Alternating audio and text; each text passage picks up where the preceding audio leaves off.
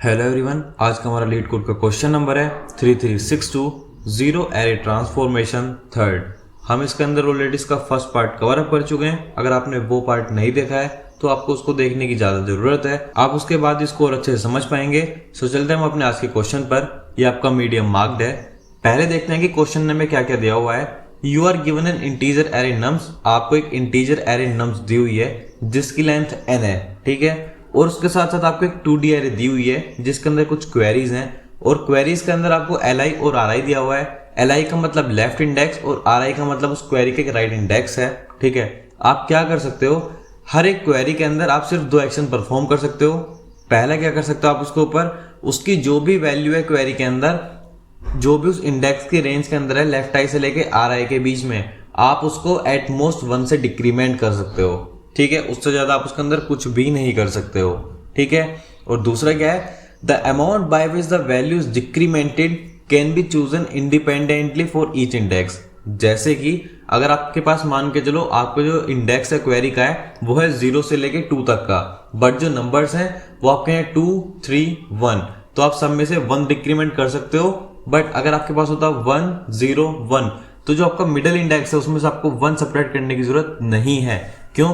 क्योंकि साफ साफ लिखा हुआ है कि आप एट मोस्ट 1 से उसको डिक्रीमेंट कर सकते हो। आगे एग्जांपल के साथ देखेंगे तो अच्छे से भी समझ में आएगा। उसके बाद हम बात करते हैं जीरो एरे होती क्या है, ठीक है। जीरो एरे हमें पता है कि वो एरे होती है जिसके सारे एलिमेंट जीरो हो जाते हैं एट द एंड आके, ठीक है। आपको लास्ट में क्या रिटर्न कराना है, इनमें से ऐसी कितनी क्वेरी हैं जिनको मैं यूज करके इन सबको जीरो बना सकता हूं, ठीक है। और मुझे मिनिमम क्वेरीज का यूज करना है, ठीक है, कोई प्रॉब्लम नहीं होगी। सबसे पहले कुछ पार्ट देख लेते हैं, उसके बाद एग्जांपल के साथ उसका ड्राई रन भी देखेंगे, ठीक है। सबसे पहले आप ये सोचिए आपको करना क्या है। आपको क्वेरीज यूज करनी है और उन क्वेरीज को यूज करने के बाद क्या करना है, जो आपके पास नंबर्स दिए हुए हैं उनको जीरो बनाना है, ठीक है। अब आप मान के चलो कि आपके पास जो क्वेरीज दी हुई हैं वो किसी भी एक रैंडम ऑर्डर में दी हुई हैं। जैसे यहाँ पे तो एकदम सॉर्टेड ना, चलो 02, 02, 11 एकदम ठीक है। इसके अंदर अगर बात करूं तो यहाँ पे पहले क्वेरी कौन सी आ गई, 1 से लेके 3 तक। उसके बाद में जा रहा हूँ 0 से लेके 2 तक। उसके बाद में फिर 1 से 3 जा रहा हूँ और फिर मैं 1 से 2 जा रहा हूँ। सो ये क्या हो गया, ये ना एक मेरे पास थोड़ा इंडेक्स तो है बट वो सॉर्टेड नहीं है। मैं पहले अपनी फर्स्ट क्वेरी के पास जा रहा हूँ, उसके बाद मैं लास्ट वाले इंडेक्स में जा रहा हूँ, देन मैं फिर से स्टार्टिंग इंडेक्स में जा रहा हूँ। सो ये कहीं ना कहीं प्रॉब्लम जरूर क्रिएट करेगा, ठीक है। तो मेरा फर्स्ट पार्ट क्या रहेगा कि मैं अपनी क्वेरीज को क्या करूंगा, सोर्ट कर लूंगा। एक बार अगर मैंने अपनी क्वेरीज को सोर्ट कर लिया, उससे वो किसके अंदर आ जाएंगी, एक असेंडिंग ऑर्डर में आ जाएंगी। जैसे ही वो मेरे पास असेंडिंग ऑर्डर में आएंगी, उसके बाद मुझे ये तो पता है कि मेरा लेफ्ट से स्टार्ट होगा और मैं अपना इजीली राइट में जा सकता हूं। पहला स्टेप मुझे समझ में आया कि मुझे क्या करना है और क्या चाहिए मुझे। दूसरा क्या है, हम ऑलरेडी अपने फर्स्ट क्वेश्चन के अंदर डिस्कस कर चुके हैं कि इसके अंदर हम किस चीज का यूज करेंगे इस वाले कंसेप्ट में, डिफरेंस एरे का। उसका क्यों यूज करेंगे, हम उसके अंदर ऑलरेडी बात करी थी। क्या बात की थी कि जब भी आपको कोई एक रेंज दी हुई हो, कोई भी आपकी रेंज होगी और उसके अंदर आपको कोई भी चीज होगी जो कि आपके एलिमेंट्स होंगे, उनको आपको किसी वैल्यू से सब्ट्रैक्ट करना हो, ऐड करना हो, कुछ भी करना हो, तो उसके लिए हम किस चीज का यूज करते हैं, डिफरेंस एरे का। और इसके अंदर हम ब्रूट फोर्स का यूज क्यों नहीं कर सकते हैं, क्योंकि आप सोचो जो मेरा जीरो एरे ट्रांसफॉर्मेशन 1 था वो ही आपका ब्रूट फोर्स पे फेल हो गया था। इसी वजह से हम किसके पास आए थे, डिफरेंस एरे के पास, ठीक है। सो इस वाले के अंदर भी हम सेम किस चीज का यूज करेंगे, डिफरेंस एरे का यूज करेंगे, ठीक है। और इसी का क्या काम होगा कि हम यहाँ पे ट्रैक करते रहेंगे कि किस नंबर को कितने से माइनस करना है, उसको आगे चल के देख लेंगे अभी। उसके बाद हम किस चीज का यूज करेंगे, हम यूज करेंगे प्रायोरिटी क्यू का, ठीक है। अब यहाँ प्रायोरिटी क्यू का क्या काम होगा, ये एक ऐसी क्यू रहेगी जो ट्रैक करेगी कि अभी मेरे पास कितनी क्वेरीज हैं जो कि यूज हो चुकी हैं, ठीक है, कितनी है जिनको हम आगे चल के यूज करेंगे, कितनी है जो हमारे पास बच जाएंगी। वो सारी चीज हम कहां पे यूज करेंगे, अपने स्टोर करेंगे अपनी प्रायोरिटी क्यू के अंदर। नेक्स्ट फोर्थ पार्ट क्या है, आप इसके अंदर कौन सी अप्रोच का यूज कर सकते हो। हमें ऑलरेडी पता है हमको मिनिमम नंबर चाहिए कि हम कम से कम कितनी में कर सकते हैं। अगर हमें वो चाहिए तो उसके लिए हम किसका यूज करते हैं, ग्रीडी का। ग्रीडी ही एक ऐसा है जिसके अंदर हम किस चीज का यूज करेंगे, एकदम मिनिमम वाला। और अगर आपको कुछ नहीं मिलेगा तो उसके अंदर हम क्या भी रिटर्न करा सकते हैं, यहां से -1, कि इसके अंदर कोई पॉसिबल सॉल्यूशन ही नहीं है, ठीक है। Fifth and the last part इस क्या होगा इसका, कि हम उन क्वेरीज के साथ साथ उन्हें काउंट भी करते रहेंगे कि कितनी क्वेरीज यूज हो चुकी हैं, कितनी मेरे पास बची हुई हैं। और काउंट के बाद क्या करूंगा कि मुझे ये तो पता है कि मेरे पास टोटल नंबर ऑफ क्वेरीज कितनी है, उसमें से मैं क्या सेपरेट कर दूंगा, काउंट, कि कितनी मेरी यूज हो चुकी हैं। तो मुझे ये भी पता चल जाएगा कि मेरे पास कितनी क्वेरीज जो है वो ऐसी हैं जो बच चुकी हैं। ठीक है, आई होप कि आपको एग्जाम्पल समझ में आया होगा। अगर नहीं भी आया तो ऐसी कोई प्रॉब्लम वाली बात नहीं है। अब हमने इसको थोड़ा सा इसके ड्राई रन की तरफ से समझते हैं तो ये और ज्यादा बेटर आपको समझ में आएगा। ठीक है, एग्जाम्पल लिखना है। अब एग्जाम्पल के अंदर हमें क्या दिया हुआ है, एग्जाम्पल के अंदर इन्होंने हमको दिया हुआ है एक तो नम्स नाम का वेक्टर दिया हुआ है। ठीक है, नम्स के अंदर हमारी वैल्यूज क्या क्या है, 2 है, उसके बाद 0 है, उसके बाद 2 है। ये मेरा फर्स्ट वेक्टर है जो मुझे दिया हुआ है। और अगर मैं बात किसकी करता हूं, अपने क्वेरीज की। ठीक है, तो इसके अंदर क्वेरीज क्या क्या होंगी, मेरी जो फर्स्ट क्वेरी है वो कहां से कहां तक है, 0 से लेके 2 तक। उसके बाद जो मेरी सेकंड क्वेरी है वो अगेन मेरी कहां से कहां तक है, 0 से लेके 2 तक। और जो मेरी लास्ट वाली क्वेरी है वो है मेरी 1 से लेके 1 तक। ठीक है, एक बार इनको ना नॉर्मली से अप्लाई करते हैं। ठीक है, आप सबसे पहले देखो कि ये ना मेरा ऑलरेडी एक सॉर्टेड ऑर्डर में है। अगर ये मेरा पहले से सॉर्टेड ऑर्डर में है तो इसको मुझे चेंज करने की जरूरत है ही नहीं। ठीक है, सबसे बेस्ट पार्ट यही है ना कि आपका एक चीज तो आपकी बच गई कि आपको सॉर्ट तो करने की जरूरत ही नहीं है। तो हमारा से जो फर्स्ट स्टेप है यहां से हमारा कंप्लीट हो चुका है बिना कुछ करे। ठीक है, एक बार ना खुद से इसके अंदर फिर भी लगा के देखते हैं। आप देखो ये क्या है, मेरा नम्स ऑफ 2 0 2। ठीक है, सो यहाँ पे अपने पास क्या क्वेरी है, 0,2 0,2 और 1,1। ठीक है, इसके अंदर हम क्या करेंगे, ऑलरेडी मेरा सॉर्टेड है। अब जब ये मेरा सॉर्टेड है तो मुझे इसके अंदर वो प्रॉब्लम है ही नहीं कि मुझे इसको सॉर्ट करना पड़ेगा। मुझे पहले से ही पता है कि ये सब मेरा सॉर्टेड है। तो मेरा फर्स्ट स्टेप जो यहाँ पे मेरा खत्म हो चुका था। उसके बाद हम इसके अंदर आगे चल के ना एक बार नॉर्मली क्वेरीज को अप्लाई करते हैं। ठीक है, उसके बाद चलेंगे अपने ड्राई रन पे, बट पहले ना एक बार नॉर्मली क्वेरीज को अप्लाई करते हैं। जब आप सोचो कि आपके स्टार्टिंग में कितना है, 0,2 है। 0,2 का मतलब क्या है, यहां से लेके आपका एक कंप्लीट जो एरे है वो इसके अंदर आ जाएगी। जब आप इस सब में से एटमोस्ट 1 माइनस करोगे तो जब 2 में से बन जाएगा तो यहां हमारे पास 1 आ गया। 0 मेरा still remain as it is बच जाएगा और जो लास्ट वाला 2 है ये भी रिफ्लेक्ट होके 1 हो गया। ये मेरी फर्स्ट क्वेरी जो है वो मेरी यूज आउट हो चुकी है। सेकंड क्वेरी जो है वो अगेन सेम है, कहां से लेके कहां तक चलेगी, मेरी 0 से इनिशियलाइज होगी, 2 तक जाके एंड होगी। जब मैं इसके अंदर से भी एटमोस्ट 1 हटाऊंगा तो ये हो जाएगा यहाँ पे 0 0 will still remain 0 and the last one will be also as 0। ठीक है, तो ये काम मेरा 2 क्वेरीज के अंदर कंप्लीट हो चुका है। और जो मेरी लास्ट वाली क्वेरी है वो मेरी एज इट इज अभी भी क्या है, बची हुई रह जाएगी मेरे पास। ठीक है, सो मुझे इसका यहाँ पे आउटपुट अच्छे से पता चल चुका है। अब एक बार इसको चेंज कर लेते हैं, ये तो नॉर्मल बात हो गई, बट अभी देखते हैं कि इसको अभी के हिसाब से आप कैसे इंप्लीमेंट या फिर सोल्व कर सकते हो। सबसे पहले मैं क्या करूंगा, सबसे पहले मैं साइज निकाल लूंगा कि मेरे पास टोटल नम्स के अंदर कितने एलिमेंट्स हैं। वो मेरे को दिख रहा है कि इसके अंदर मेरे पास टोटल कितने एलिमेंट्स हैं, 3 एलिमेंट्स हैं। क्वेरीज के अंदर टोटल कितनी क्वेरीज है मेरे पास, वो भी आप देख सकते हो कि 3 ही क्वेरीज हैं। ठीक है, कोई प्रॉब्लम नहीं है। उसके बाद हम क्या कर लेंगे, इनको सॉर्ट भी कर लेंगे जिससे कि मैं स्टार्टिंग से स्टार्ट करूं। उसके बाद हम क्या करेंगे, एक डिफरेंस एरे क्रिएट करेंगे। और डिफरेंस एरे क्या कहता है कि जितने मेरे नंबर ऑफ एलिमेंट्स हैं मैं उससे एक एक्स्ट्रा एलिमेंट तक ही जाके अपनी एक एलिमेंट बनाऊंगा, अपनी एरे को इनिशियलाइज करूंगा। और सबको यहाँ पे मैं 0 से ही इनिशियलाइज करता हूँ हर बार में अपनी डिफरेंस एरे में। ठीक है, उसके बाद याद होगा हम एक सम भी निकालते थे, एक क्यूमुलेटिव सम करके निकाला करते थे और इसको भी हम 0 से ही इनिशियलाइज करते थे। ठीक है, उसके बाद हम क्या कर लेंगे, एक जे नाम का पॉइंटर भी बना लेंगे, इसको हम 0 से इनिशियलाइज करेंगे। जे वाला पॉइंटर क्या काम करेगा, ये ट्रैक रखेगा कि मेरी कौन सी क्वेरी जो है इंप्लीमेंट हो चुकी है। सो यहाँ पे लिख देते हैं क्या, जे का क्या काम है कि चेक करेगा क्वेरी इंप्लीमेंटेशंस के लिए। ठीक है, ये मेरा जे वाला काम भी खत्म हो गया। उसके बाद एक काउंट नाम का वेरिएबल लेके चलेंगे जो कि काउंट करेगा कि मेरी कितनी क्वेरीज यूज हो चुकी हैं। और उसके बाद लास्ट में हम एक प्रायोरिटी क्यू बना के रखेंगे जो कि स्टार्टिंग में मेरी एम्प्टी होगी। और आगे चलते हैं, अब देखते हैं कि ये पूरा का पूरा पार्ट इसके ऊपर कैसे अप्लाई होगा। ठीक है, सबसे पहले क्या होगा, जो मेरा फर्स्ट लूप है वो मेरा एक्शन में आएगा। और फर्स्ट लूप के लिए क्या होगा, जो मेरी आई इंडेक्स की वैल्यू है वो कितनी हो जाएगी, मेरी 0। सो एक बार लिखना है कि जो मेरा फर्स्ट लूप है उसके लिए अभी मेरा जो आई है वो कितना है, मेरा 0 है। अभी इसके अंदर ये कैसे काम करेगा, अब मुझे यहाँ पे चेक करना है। ठीक है, सबसे पहले मैं अपने नॉर्मल नम्स वाले वेक्टर में जाऊंगा और जाके चेक करूंगी वैल्यूज क्या क्या हैं। सो दैट इज कितने है, 2 है, 0 है, 2 है। अब जैसे मुझे ये पता चलेगा कि जो मेरा फर्स्ट वाला एलिमेंट है वो कितना है, 2 है। ठीक है, तो इसका क्या मतलब है, अगर आप ध्यान से सोचो, जैसे मुझे ये पता चलेगा कि मेरा फर्स्ट वाला एलिमेंट 2 है तो मुझे कितनी बार माइनस करना पड़ेगा, एग्जैक्टली 2 बार माइनस करना पड़ेगा। 2 बार क्यों माइनस करना पड़ेगा, अगर मैं एक बार माइनस करूंगा तो कितना जाएगा, 1 जाएगा। 2 बार माइनस करूंगा तभी कितना जाएगा, ये मेरा 0 जाएगा। सो उसके बाद मैं यहाँ पे एक चीज और चेक करूंगा कि मेरा इंडेक्स कौन सा है, मेरा 0th इंडेक्स है। ठीक है, जैसे ही मुझे ये पता चलेगा कि मेरा 0th इंडेक्स है तो जितनी भी क्वेरी हैं जो कि मेरी 0 इंडेक्स से स्टार्ट हो रही हैं मैं उन्हें किसके अंदर डाल दूंगा, अपनी प्रायोरिटी क्यू में डाल दूंगा। ठीक है, अब मेरे पास टोटल कितनी क्वेरीज आ चुकी हैं, 2 क्वेरीज आ चुकी हैं। ठीक है, अब वो 2 क्वेरी कहां से स्टार्ट हो रही है, मेरी 0 से स्टार्ट हो रही हैं और मेरी 2 वाले जो एंड इंडेक्स है वहां तक वो जा रही हैं। ठीक है, जैसी मेरी ये दोनों जो क्वेरीज हैं ये आएंगी, दोनों की दोनों आएंगी। जब फर्स्ट वाली क्वेरीज आएगी तो क्या बनेगा मेरे पास 101, और जब मेरे पास ये नेक्स्ट वाली क्वेरी जाएगी तो क्या हो जाएगा, 000 ऑटोमेटिक हो जाएगा।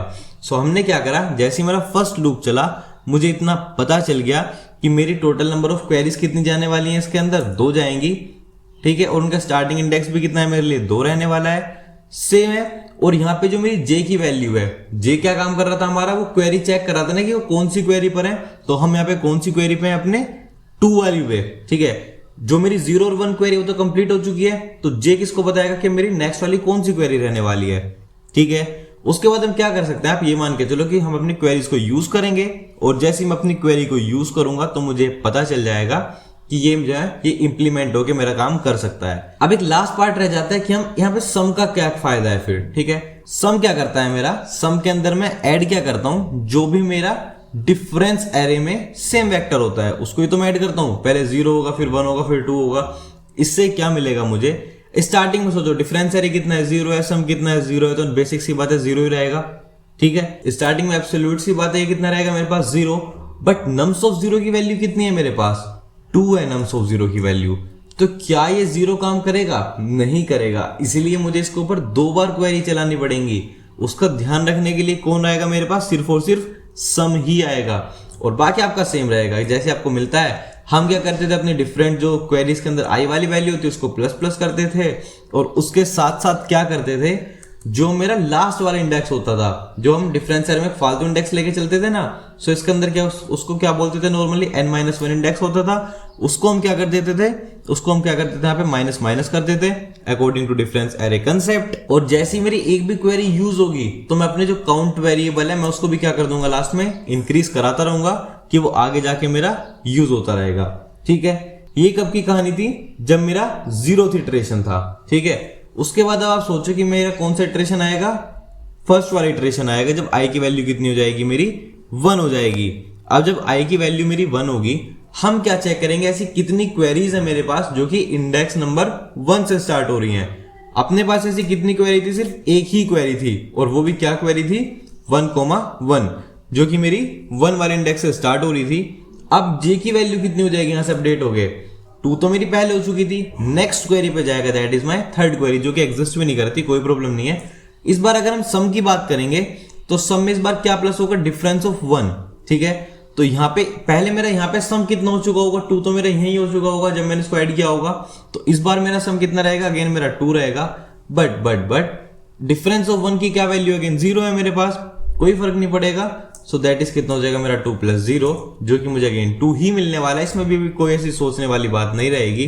ठीक है, अगर मेरा सम ही कांस्टेंट है और अगर मैं अपने नम्स ऑफ 1 की वैल्यू चेक भी कर लूं तो कितनी है नम्स ऑफ 1 की वैल्यू, यहाँ पे ऑलरेडी मेरे नम्स ऑफ 1 की वैल्यू 0 है, तो मैं यहाँ पे क्या ही फायदा, क्या ही कर लूंगा मैं यहाँ पे कोई भी क्वेरी यूज करके, सम मेरा स्टिल एकदम 2 का 2 ही रहेगा, सो कोई फर्क नहीं पड़ता। उसके बाद कौन सा लूप आएगा मेरा, लास्ट लूप, दैट इज कौन सा होगा मेरा, थर्ड लूप होगा। जैसे मैं थर्ड लूप में जाऊंगा मैं चेक करूंगा जे की वैल्यू कितनी है, 3 है।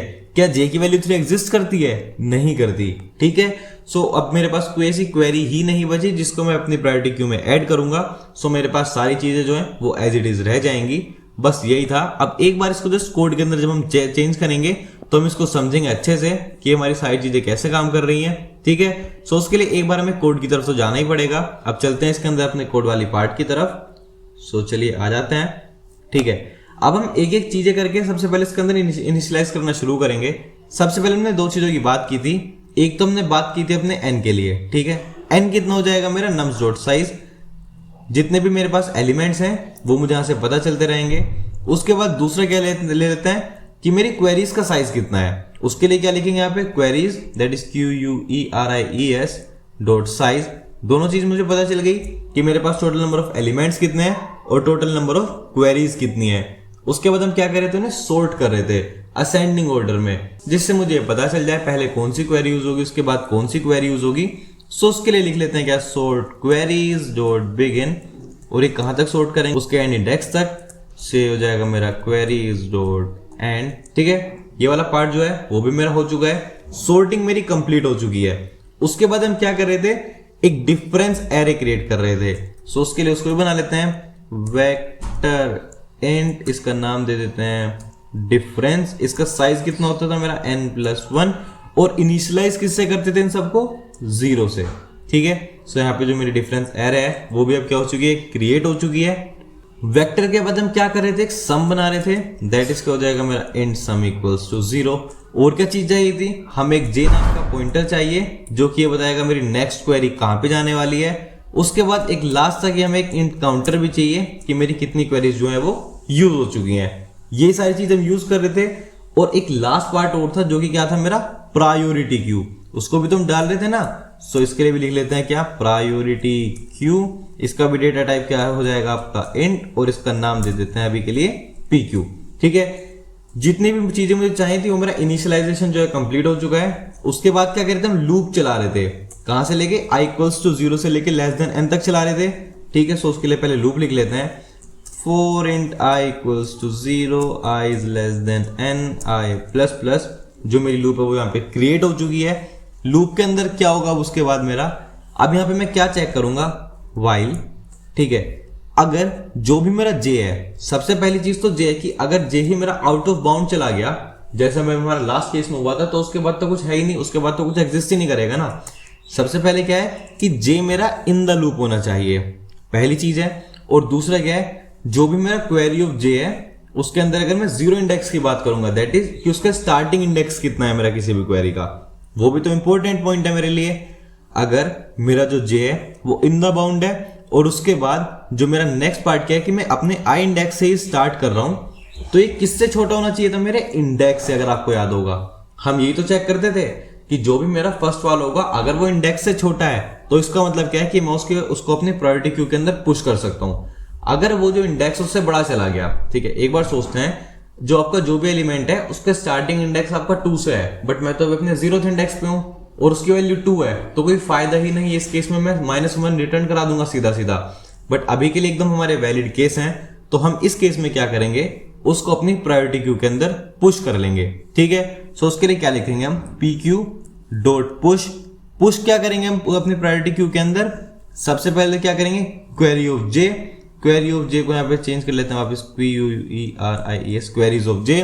जो भी मेरी क्वेरीज ऑफ j के अंदर वैल्यू होगी वो पुश होगी, और उसके साथ में नेक्स्ट पार्ट क्या होगा, उसका एंड इंडेक्स। हमें तो एंड इंडेक्स भी चाहिए ना, कि मेरी कोई भी क्वेरी है वो मेरी एंड कहां पे हो रही है, मुझे वो भी चाहिए। सो हम अपनी जो प्रायोरिटी क्यू है उसके अंदर अपनी एरे को पुश कर चुके हैं, जो मेरी क्वेरी थी। और उसके बाद जो मेरा j है वो किसको पॉइंट करेगा, नेक्स्ट वाली क्वेरी को। ये तो काम j करता था हमारा। उसके बाद हम क्या चेक करते थे कि जो भी मेरा नंबर है क्या वहां तक मेरा सम पहुंच चुका है। अगर मेरा सम उस नंबर तक पहुंच चुका है तो हम इजिली डिक्रीमेंट कर सकते हैं, बट अगर नहीं पहुंचा तो वहां पे एक प्रॉब्लम क्रिएट हो जाती थी। मतलब इसको भी लिख लेते हैं एक बार, while जो भी मेरा सम है, ठीक है, सम के अंदर हम क्या ऐड करते थे, डिफरेंस ऑफ i। नॉर्मल सी बात है, जो भी मेरा होगा मैं उसको ऐड करूंगा और चेक करूंगा कि क्या ये मेरा छोटा है किससे, नम्स ऑफ i से। अगर ये मेरा नम्स ऑफ i से छोटा है तो यहाँ तो देखो बहुत बड़ी प्रॉब्लम रहने वाली है। एक बार इसको मैं दोबारा आपको समझा देता हूँ इसका क्या मतलब है। जैसे कि अगर मैं चेक करूं, अगर आप मान के चलो कि जो मेरा फर्स्ट एलिमेंट है यहाँ पे 2 की जगह ना 5 होता, ठीक है, और क्वेरीज अभी भी सेम रहती मेरे पास, तो इससे क्या होना था, यहाँ पे जब ये वैल्यू मेरा फर्स्ट सम की बात करता मैं यहाँ पे, तो ये सिर्फ और सिर्फ 2 क्वेरी के लिए चलता, तो ये तो 2 रहता। अब आप सोचो कि आपका सम 2 है और आपको किसी भी नंबर को 5 टाइम्स तक रिड्यूस करना है, माइनस करना है, बट टोटल सम तो आपका 2 ही है, 2 से ज्यादा माइनस ही नहीं कर सकते। सो ये आपका क्या बन जाएगा, इनवैलिड केस बन जाएगा। अगर आपका कोई भी एक ऐसा केस बन जाता है जिसके अंदर आप सम के अंदर डिफरेंस ऑफ i की वैल्यू को ऐड करोगे और वो आपका नम्स ऑफ i से छोटा है, और उसके साथ साथ जो आपकी प्रायोरिटी क्यू है वो भी आपकी खाली हो चुकी है, so if PQ dot empty, ये भी आपका क्या है, ट्रू हो चुका है, कि अब आपके पास कोई एक्स्ट्रा वो भी नहीं बची है यूज करने के लिए। सो इस केस के अंदर हम क्या कर देंगे, सीधा सीधा रिटर्न -1।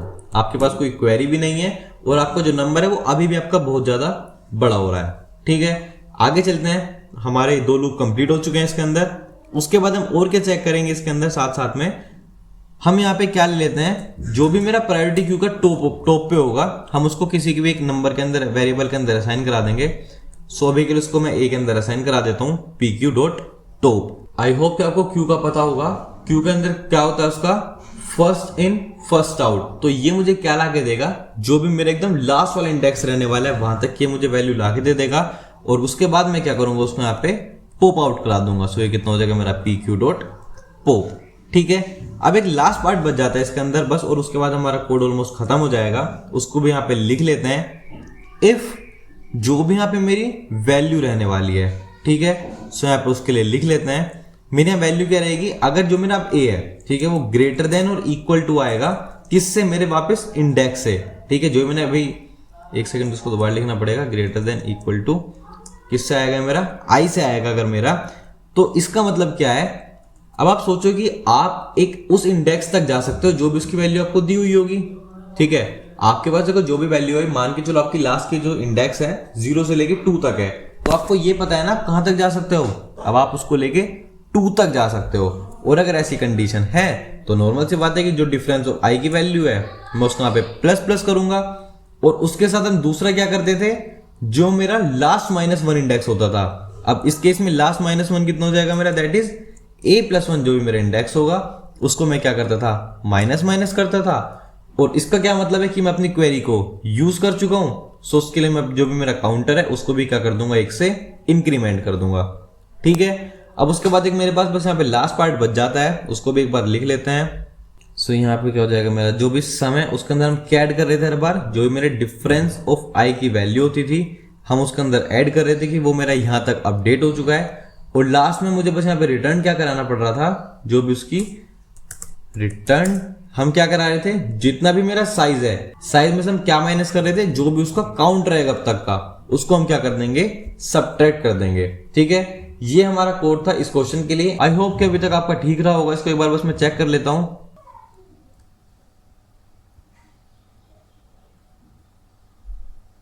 तो आप देख सकते हो हमारे जो भी सारे टेस्ट केसेस हैं वो एक्सेप्ट हो चुके हैं। एक बार अगर हम इसको यहाँ पे सबमिट करेंगे तो चेक कर लेते हैं कि क्या ये पास हो रहे हैं या नहीं हो रहे हैं। आप देख सकते हो हमारे जितने भी टेस्ट केसेस थे वो पास और एक्सेप्ट हो चुके हैं। So yes, that's it for today's question. अब हम मिलते हैं अपने नेक्स्ट क्वेश्चन में। Till then keep coding, keep practising.